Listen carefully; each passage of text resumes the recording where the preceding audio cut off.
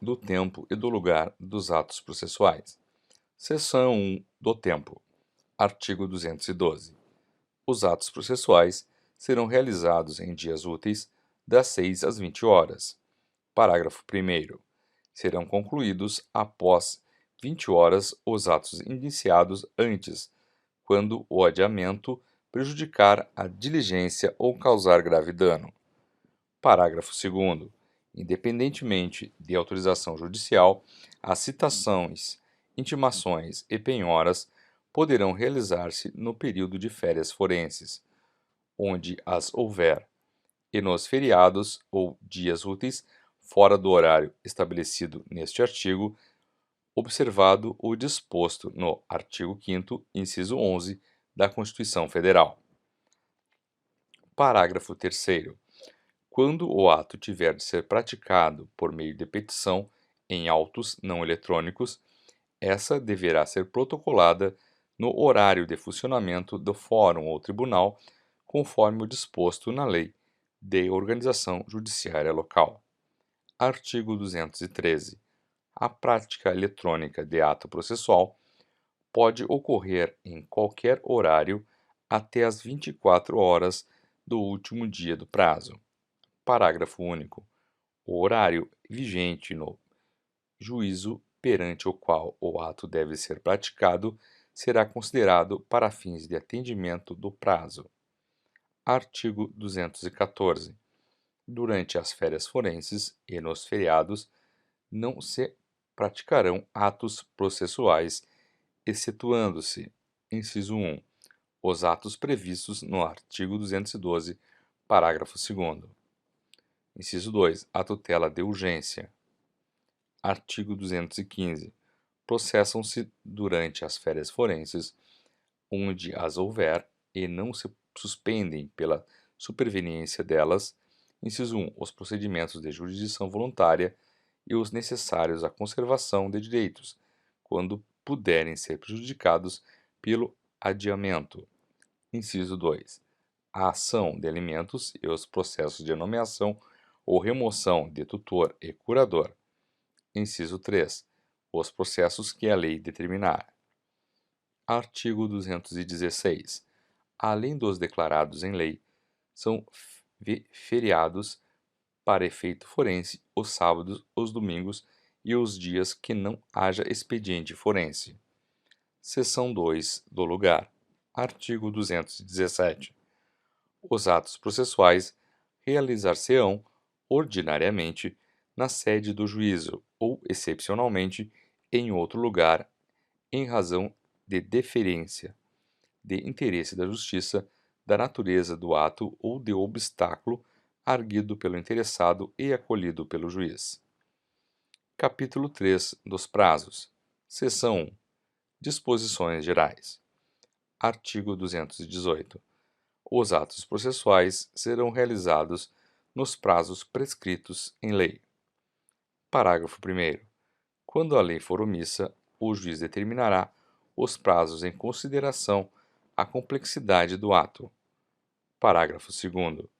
Quando a lei ou o juiz não determinar prazo, as intimações somente obrigarão o comparecimento após decorrido 48 horas. Parágrafo 3º.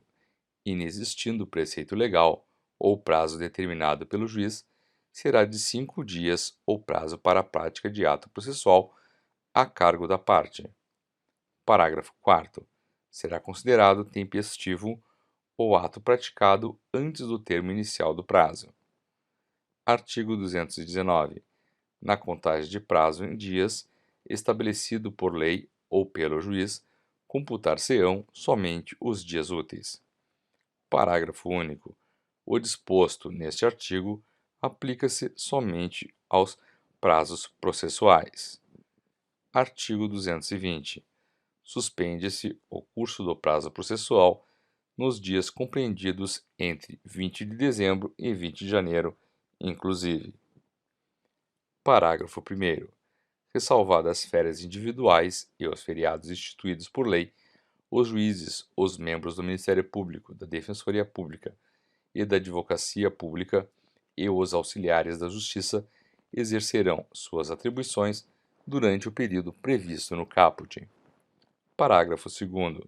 Durante a suspensão do prazo, não se realizarão audiências nem sessões de julgamento. Artigo 221. Suspende-se o curso do prazo por obstáculo criado em detrimento da parte, ou ocorrendo qualquer das hipóteses do artigo 313, devendo o prazo ser restituído por tempo igual ao que faltava para sua complementação. Parágrafo único.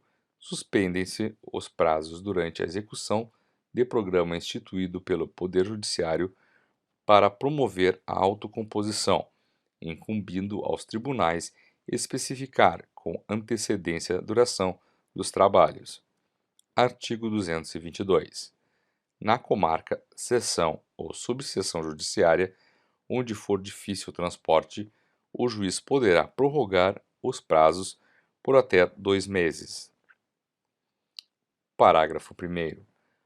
Ao juiz é vedado reduzir prazos peremptórios sem anuência das partes. Parágrafo 2º. Havendo calamidade pública, o limite previsto no caput para a prorrogação de prazos poderá ser excedido. Artigo 223. Decorrido o prazo, extingue-se o direito de praticar ou de emendar o ato processual, independentemente de declaração judicial, ficando assegurado, porém, a parte provar que não a realizou por justa causa. Parágrafo 1º. Considera-se justa causa o evento alheio à vontade da parte e que a impediu de praticar o ato por si só ou por mandatário. Parágrafo 2º. Verificada a justa causa, o juiz permitirá à parte a prática do ato no prazo que lhe assinar. Artigo 224. Salvo disposição em contrário, os prazos serão contados excluindo o dia do começo e incluindo o dia do vencimento. Parágrafo 1º. Os dias do começo e do vencimento do prazo serão protraídos para o primeiro dia útil seguinte, se coincidirem com dia em que o expediente forense for encerrado antes ou iniciado depois da hora normal, ou houver indisponibilidade da comunicação eletrônica. Parágrafo 2º. Considera-se como data de publicação o primeiro dia útil seguinte ao da disponibilização da informação no Diário de Justiça Eletrônico. Parágrafo 3º. A contagem do prazo terá início no primeiro dia útil que seguir ao da publicação. Artigo 225. A parte poderá renunciar ao prazo estabelecido exclusivamente em seu favor, desde que o faça de maneira expressa. Artigo 226. O juiz proferirá, inciso 1, os despachos no prazo de 5 dias. Inciso 2, as decisões interlocutórias no prazo de 10 dias. Inciso 3, as sentenças no prazo de 30 dias. Artigo 227. Em qualquer grau de jurisdição, havendo motivo justificado, pode o juiz exceder por igual tempo os prazos a que está submetido. Artigo 228. Incumbirá ao serventuário remeter os autos conclusos no prazo de 1 dia e executar os atos processuais no prazo de 5 dias, contado da data em que, inciso 1, houver concluído o ato processual anterior, se lhe foi imposto pela lei. Inciso 2, tiver ciência da ordem, quando determinada pelo juiz. Parágrafo 1º. Ao receber os autos, o serventuário certificará o dia e a hora em que teve ciência da ordem referida no inciso 2. Parágrafo 2º. Nos processos em autos eletrônicos, a juntada de petições ou de manifestações em geral ocorrerá de forma automática, independentemente de ato de serventuário da Justiça. Artigo 229. Os litisconsortes que tiverem diferentes procuradores de escritórios de advocacia distintos terão prazos contados em dobro para todas as manifestações em qualquer juízo ou tribunal, independentemente de requerimento. Parágrafo 1º. Cessa a contagem de prazo em dobro se, havendo apenas dois réus, é oferecida defesa por um deles. Parágrafo 2º. Não se aplica o disposto no caput aos processos em autos eletrônicos. Artigo 230. O prazo para a parte, o procurador, a advocacia pública, a defensoria pública e o Ministério Público será contado da citação, da intimação ou da notificação.